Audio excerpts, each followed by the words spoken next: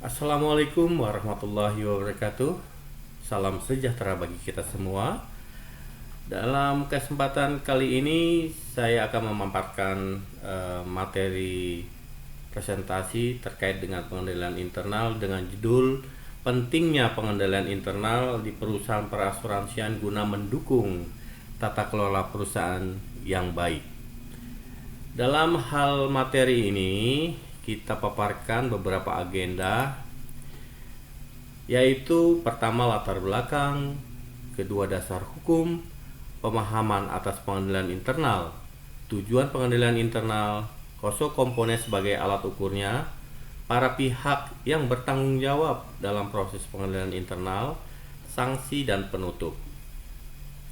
Pada materi agenda pertama terkait dengan latar belakang, bahwa tahun 2020 sampai dengan tahun 2021 dunia perasuransian di Indonesia sedang mengalami cobaan yang cukup signifikan.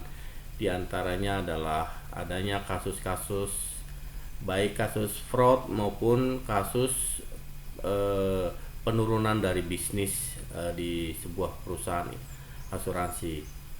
Kita ketahui memang beberapa asuransi terkait dengan adanya fraud itu memang pada saat itu perusahaan dimaksud terkait dengan pengelolaan pengendalian internalnya cukup lemah.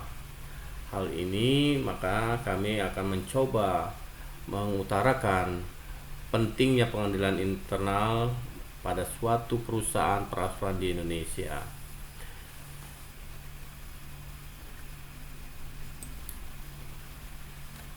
Terkait dengan korupsi, pola korupsi di Indonesia itu banyak diantaranya. Salah satunya yang kami utarakan adalah terkait dengan suap, adanya kesempatan dan kewenangan oleh seorang pejabat di perusahaan asuransi, dan adanya fraud management, artinya korupsi itu datangnya dari top manajemen pada suatu perusahaan asuransi.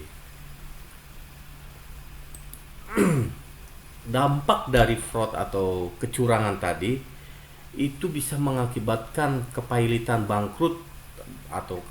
atau bangkrutnya sebuah perusahaan perasuransian.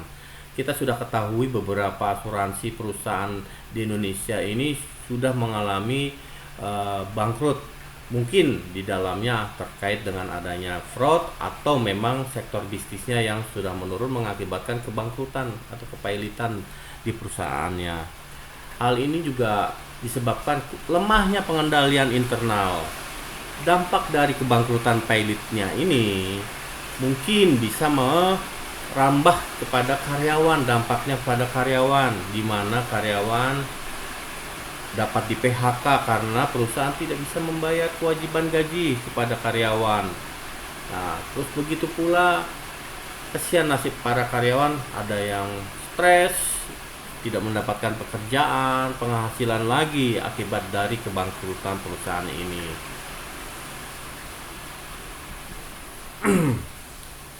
Nah, terkait dengan latar belakang tersebut, kami mengilustrasikan di mana fungsi pengendalian internal di perusahaan perasuransi saat itu. Kadangkalanya memang contoh sebagai alat memonitor fungsinya pengendalian internal di suatu perusahaan, contoh SPI, Satuan Pengawasan Internal di Perusahaan. Biasanya orang-orang yang ditentukan atau yang dibentuk di SPI itu biasanya orang-orang yang memang hanya sebagai pelengkap dalam suatu organisasi di perusahaan perasuransian, sehingga fungsi monitoring, pengawasan, pengendalian internal tidak berjalan secara maksimal. Selain itu, kami coba memahami kepada halayak banyak di perusahaan perasuransian kita menganut kepada peraturan OJK nomor 43 garing POJK 05 2019 tentang perubahan atas Peraturan Otoritas Jasa Keuangan Nomor 73 POJK 05/2016 tentang tata kelola perusahaan yang baik bagi perusahaan perasuransian.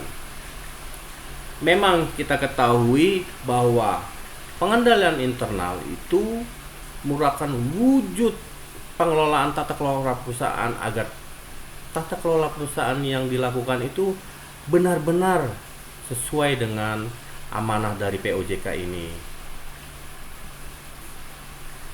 Terkait dengan definisi pengendalian internal, saya kutip dari Mulyadi tahun 2013 artikel 163 bahwa pengendalian internal adalah suatu struktur organisasi, metode dan ukuran-ukuran yang telah dikoordinasikan untuk menjaga kekayaan sebuah perusahaan yang tugasnya meliputi mengecek ketepatan laporan keuangan, mendorong efisiensi operasional, dan mendorong karyawan untuk mematuhi kebijakan manajemen yang ada.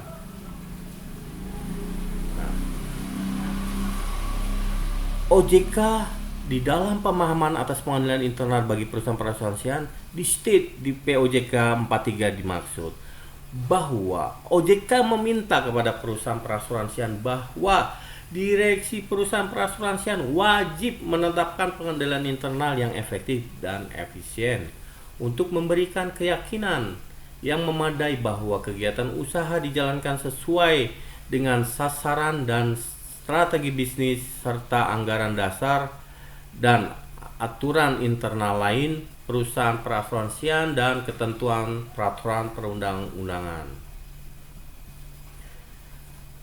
Kenapa OJK membuat peraturan ini? Ya memang pada saat itu di tahun 2019 itu banyak perusahaan yang memang yang tadi saya katakan bahwa fungsi pengendalian internal di dalam perusahaan perasuransian itu dijalankan belum maksimal. Makanya OJK menstate kembali, merevisi kembali peraturan POJK yang tahun 2016 nomor 73 itu menjadi POJK 43 di tahun 2019 dengan pembaharuan yang mengikuti pengelolaan perusahaan asuransi di Indonesia. Hal-hal penting yang harus diperhatikan di dalam pengelolaan pengendalian internal yaitu lingkungan pengendalian internal. Lingkungan pengendalian internal ini dimaksud adalah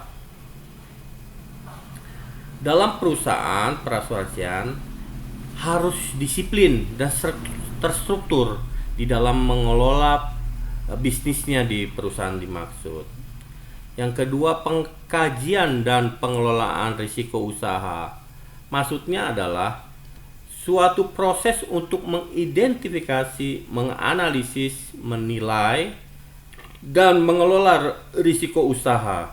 Jadi perusahaan asuransi itu diharuskan dapat mengkaji dan pengelolaan risiko usaha secara maksimal.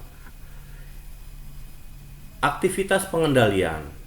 Apa yang maksud dengan aktivitas pengendalian di sini? Bahwa tindakan yang dilakukan dalam suatu proses pengendalian terhadap kegiatan perusahaan perasuransian pada setiap tingkat dan unit dalam struktur organisasi perusahaan asuransi antara lain misalkan mengenai kewenangan, otoritas, verifikasi, rekonsiliasi, penilaian atas prestasi kerja, pembagian tugas dan keamanan terhadap aset perusahaan perasuransian. Kenapa aktivitas pengendalian ini sangat penting? Karena memang aktivitas pengendalian di sinilah motor dari segala jenis pengendalian internal yang lainnya. Seperti itu. Yang keempat, sistem informasi dan komunikasi, yaitu sebuah proses penyajian laporan keuangan. Suatu proses laporan mengenai kegiatan operasional, finansial ya tadi laporan keuangan dan ketaatan atas peraturan perundangan di bidang usaha perasuransian. Yang kelima, tata cara monitoringnya. Tata cara monitoring di sini adalah proses. Ya, kami lanjuti karena tadi terputus. Mohon maaf karena kendala teknis. Terkait poin keempat terkait sistem informasi dan komunikasi, bahwa dijelaskan bahwa dalam pengendalian internal suatu proses penyajian laporan mengenai kegiatan operasional finansial dan ketaatan atas peraturan perundangan di bidang usaha perasuransian. Sedangkan yang poin kelima, tata cara monitoring adalah proses penilaian terhadap kualitas sistem pengendalian internal termasuk fungsi internal audit pada setiap tingkat dan unit struktur organisasi perusahaan perasuransian sehingga dapat dilaksanakan secara optimal. Nah, seperti itu. Dan yang terakhir adalah terkait dengan mekanisme pelaporan. Yang dimaksud dengan mekanisme pelaporan di sini adalah mekanisme pelaporan kepada direksi dengan tembusan kepada komite audit dalam hal terjadi penyimpangan bila mana kualitas sistem pengendalian internal termasuk fungsi internal audit pada setiap tingkat lini atau unit struktur organisasi perusahaan perasuransian.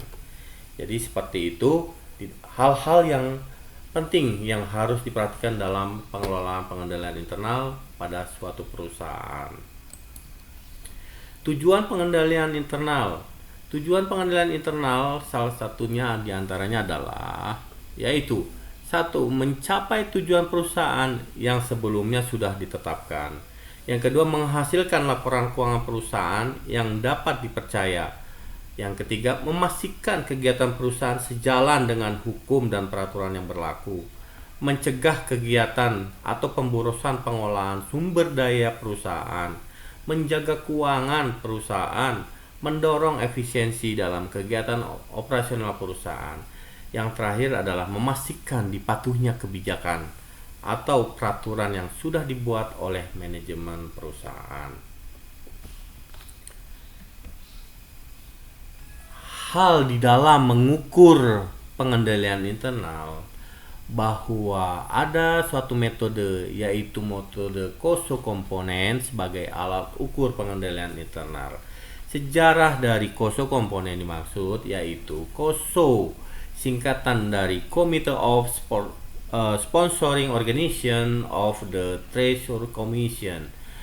Dalam sejarah pendirian COSO, yaitu ketika Amerika Serikat dalam kongresnya pada tanggal 23 Januari 2002 mengesahkan sebuah undang-undang perlindungan para investor yang secara singkat disebut dengan Sarbanes-Oxley Act 2002 atau yang dikenal dengan SOA.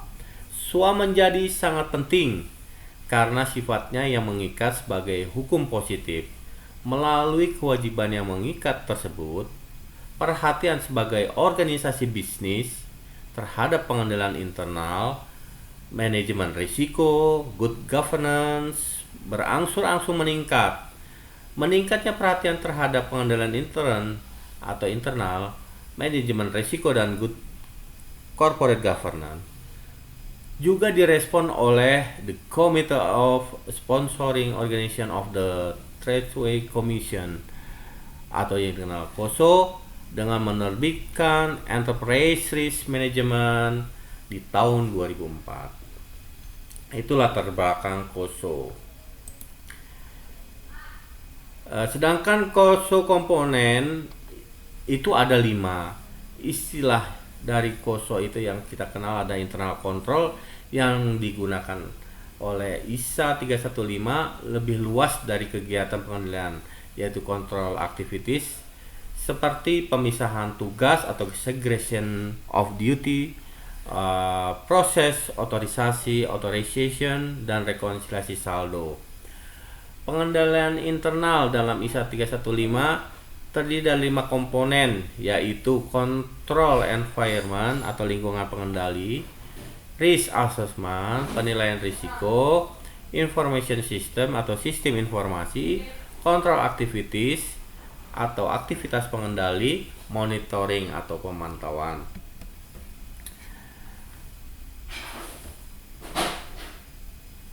Apa itu control environment atau lingkungan pengendalian?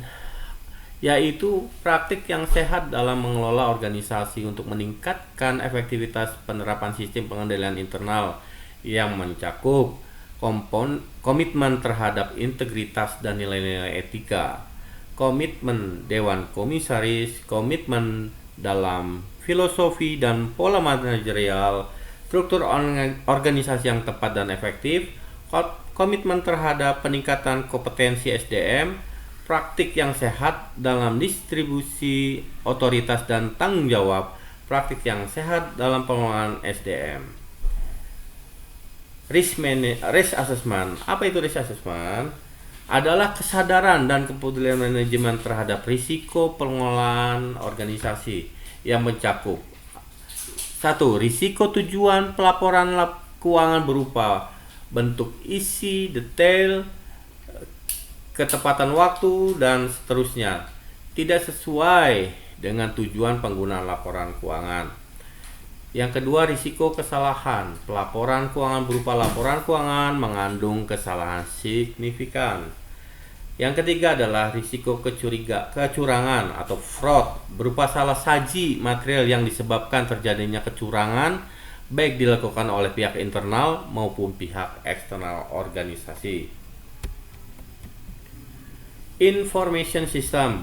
Information system adalah dalam bentuk laporan keuangan dan laporan manajerial, informasi tentang pengendalian internal komunikasi, eksternal komunikasi, informasi dan komunikasi berfungsi untuk mencegah potensi risiko sebagai berikut, yaitu risiko keuangan karena pemborosan, yang kedua risiko informasi karena penggunaan informasi yang menyesatkan.